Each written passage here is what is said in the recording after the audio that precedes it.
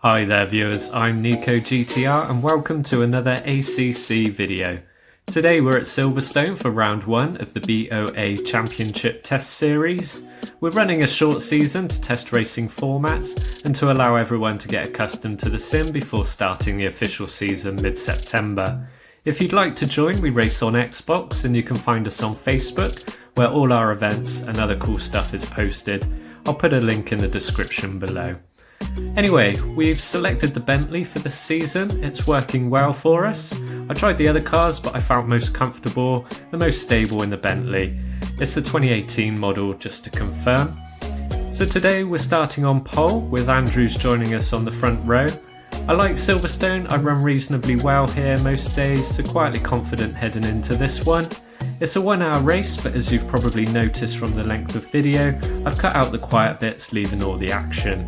If you enjoy the video, be sure to leave a like and subscribe to catch future content. Okay, let's have a quick check of the fuel and setup and jump into the car. Stay double file.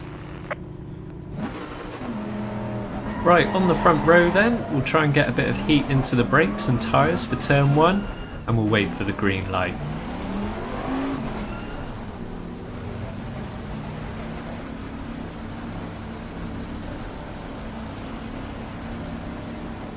Green light, go, go, go. We don't get the best start, so concede into turn 1. Not looking for any battles on the first lap, so I'll happily tuck in behind and bide my time. We don't want to lose out again though, so maintain a fairly defensive line into Maggots and Beckett's. A tricky combination this one, but very important to get right for quick lap times.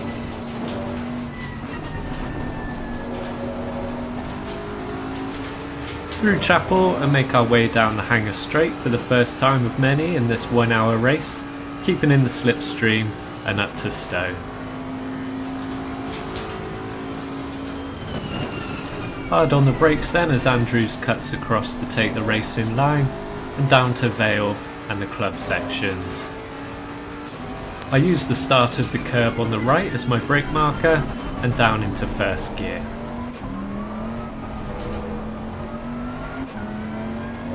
Across the F1 grid then, or the international pit straight, and towards the fast Abbey turn.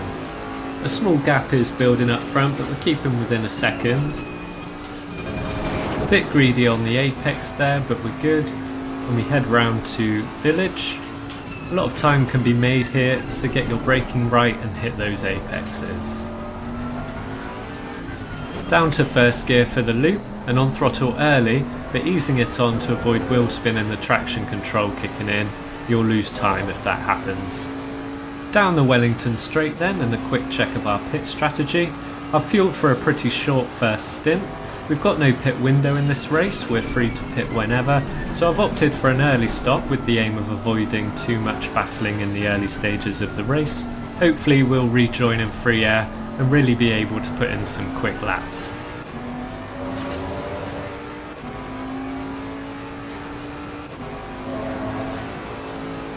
Okay, on to lap 2 then, and we're keeping with Andrews ahead. Through Copse Corner, cutting the curb on the right and making sure to use all the track on the exit, and we'll make our way up to the Maggots and Beckett section. It feels so good when you get the car hooked up through these turns. A good run through here ensures maximum speed down the hangar straight and maximum gain on that lap time.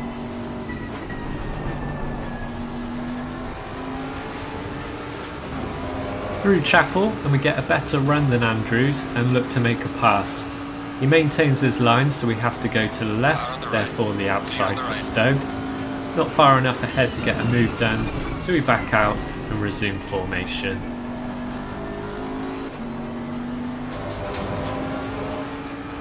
Down to Vale then, and not sure if he was being cautious on the brakes. I felt like I hit my marker, but we almost go into the back of him.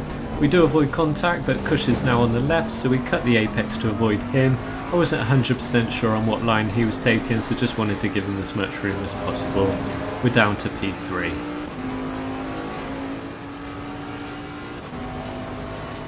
Okay, a couple of laps have passed and we're keeping with Cush. We're still in P3 and you can see Andrews leading not too far ahead. Out of Chapel We're not really demonstrating well here, but try and keep in the slipstream of the car ahead. Every tenth helps. We pull to the side, a little dummy move to distract him, but he's not phased at all. Get the car slowed for Stowe, down into third and hit that apex, and use all the track on the exit. Through Vale cleanly this time around, and really starting to apply the pressure as we make our way to the international pit straight.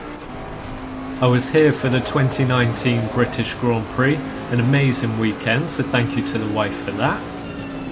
Through Abbey, and we're quite close to Cush, so just have to lift off the throttle a little, but we remain with him and have a look into Village. Not close enough this time, and we'll continue in P3. In first gear for the loop, early on the throttle, use all the track on the exit, through Aintree and down the Wellington Straight. So a little over 10 minutes into the race now, and the gap between P1 and 2 has closed.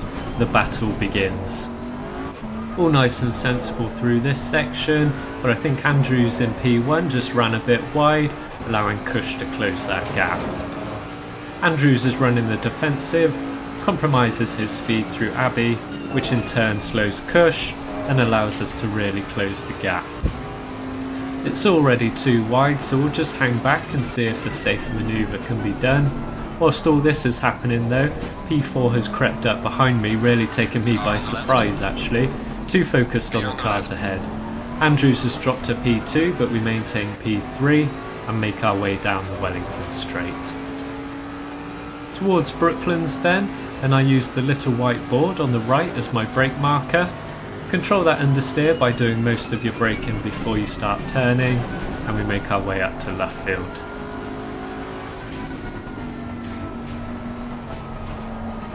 It's really beginning to heat up now, a 4-car battle for the lead, as we make our way through Woodcote and onto the National Pit Straight and onto the next lap.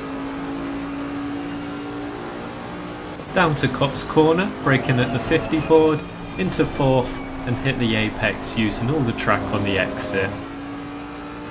Up comes the MFD again for another check of the strategy, and Andrews just takes a little too much curb, unsettling the Lambo and sends the rear outwards. He's quick enough to catch it and avoid taking to the gravel, but nothing he could do to hold his position. We move up into P2. So we've noticed that our pressures are a little high, particularly the front left, so make adjustments for the new set that we'll be putting on in our pit stop, just reducing the PSI a little so that the tyres are not quite so inflated and therefore increasing the contact patch of the tyre on the track. Bigger contact patch, more grip, but will also increase wear, so bear that in mind when setting your pressures. Okay, so we've advanced in the race just a little, we're right on Cush now, and we've got Andrews right behind us. Now seems like a good time to pit, shake things up a little bit. Get the car slowed before the pit limit line and ensure the car's in first gear to enable the pit limiter to be activated. This is a good time to look over your strategy and make any last second adjustments, and be sure to get the car stopped in the pit box. Practice this. If you overshoot it, your pit crew will not begin until you're positioned in your box. So we're refueling and changing our tyres, and as you can see the rest of the field is making its way past. That's okay though, they still have to pit and we'll get those positions back later. All we want is to be in free air when we rejoin, to enable us to run at maximum pace and put P1 at risk of losing out to the undercut. Okay, mandatory pit stop complete.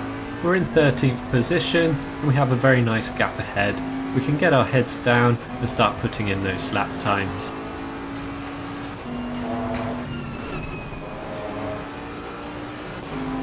Okay, so we've advanced in the race and we've caught up to the pack. It's a Porsche up ahead and they take a very conservative run through Abbey.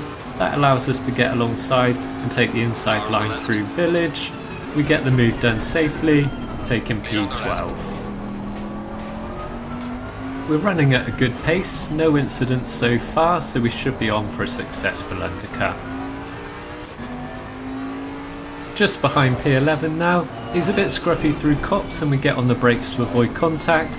Possibly could have taken him on the left, but instinct led me to the safer option, and seeing what his car does, he could well have gone straight into the side of me. Through Maggots and Beckett's then, we complete the first section okay, but run a bit wide onto Chapel. Not the best from us there, but it's enough for us to get a good run on Diamond into the Hangar Straight. We get alongside, squeezing every bit of power out of the Bentley to get us ahead. Clear on the left. Up to Stowe then, he's still on our left, so we maintain our line and defend the corner. Hit that apex, use all the track on the exit and down to Vale. He's still on us, so we take a defensive line here as well, through the club section, and that's P11.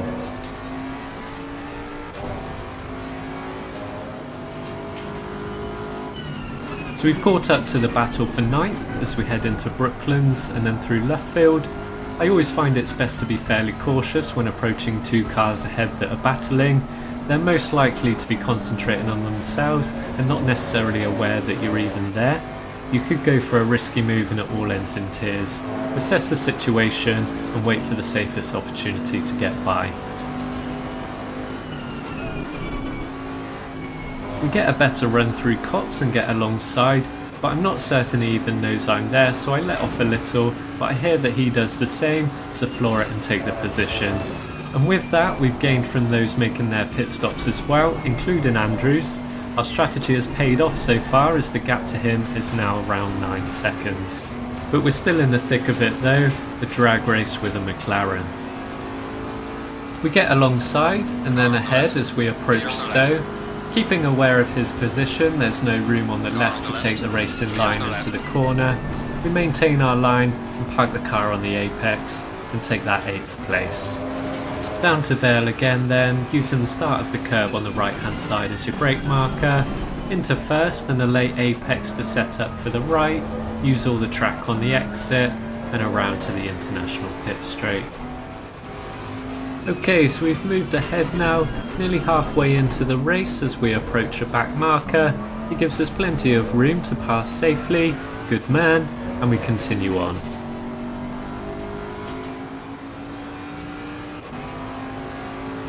We're about to cross the halfway mark in the race now. We're in P5 and we've actually realised that we've underfueled by about a lap and a half to 2 laps. Instead of pitting, we decide to manage it. We bring up the MFD and reduce engine power and therefore fuel consumption as well.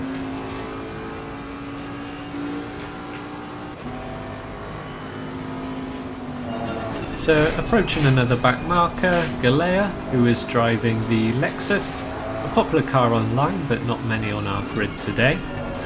Through village and he slows and pulls over to let us past.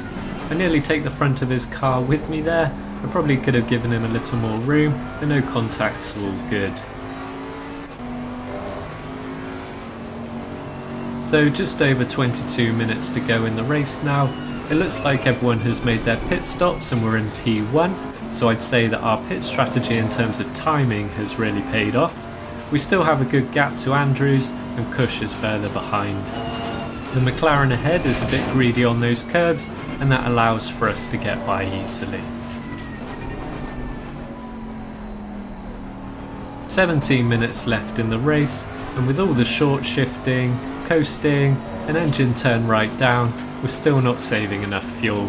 Andrews is close behind, so we'll let him through and stick in his toe.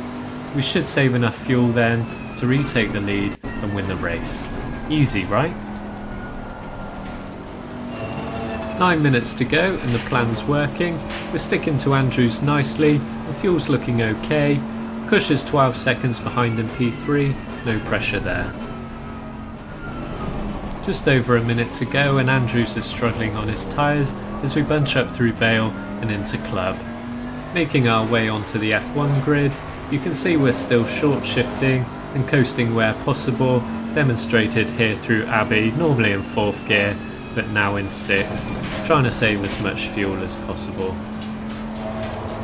Approaching village then, again coasting before hitting the brakes and get the car turned in, hitting that apex. Through the loop and it's getting really close on fuel now.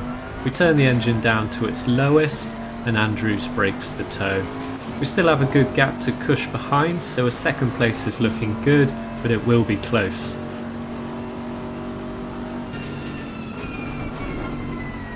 Coasting into Brooklands, keeping in a higher gear and the revs low, saving every last drop of fuel. Through Luffield, up through the gears, way before the gear shift indicators even think about lighting up. Through Woodcote and over the start finish line, one more lap left to go. Half a lap left remaining, the Audi ahead has just unlapped himself. Hopefully we can keep in his toe, but it'll be a struggle with how slow we're going. Coast it through Abbey again, but a bit too much curb this time, and Cush is on us at speeds we can only dream of at this stage in our race. And just like that, we're down into P3. There's still a podium though, and a few more corners to go. He could make a mistake. Our fuel tank is virtually empty, running on fumes, and Cush pulls away with ease. It's almost embarrassing as the Audi re-overtakes us, but it's not for position, so it's all good, he can cruise on by. Into Brooklands for one last time then. Keep it tidy. Through Luffield. Controlling the throttle, no wheel spin here, we can't afford the fuel. The leader has finished the race. And there we are, ladies and gents. Through Woodcote and across the line for a podium. Excellent job mate, P3, we're on the podium. Now bring it back home safely.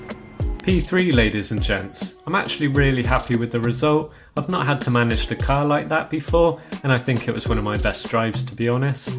Yes, we started on pole, and after the pit stops we were clear of the competition, so the win was definitely on, but an error in my calculations led to us not having enough fuel, and we made the decision to try and get to the end. It didn't quite work out how I planned, but we still got a podium and I'm pleased about that. In hindsight, I probably would have pitted for a second time, but honestly I was a little unsure of how much time I would lose, so a bit of pit practice is required I think. Let me know in the comments guys, would you have pitted again, or did I make the right call? But yeah, better preparation next time. A lot like my friend Chris over on his channel, Chris Hallam. He's entered a Silverstone 6 hours event and is documenting his progress as he prepares for the race. I'll leave a link to his channel down below, so be sure to check him out. Anyway guys, round 2's at Monza, and you bet we'll be double checking those fuel calculations. Subscribe to the channel to catch that race, and hit that like button if you've enjoyed today's video. Until next time, thanks everybody.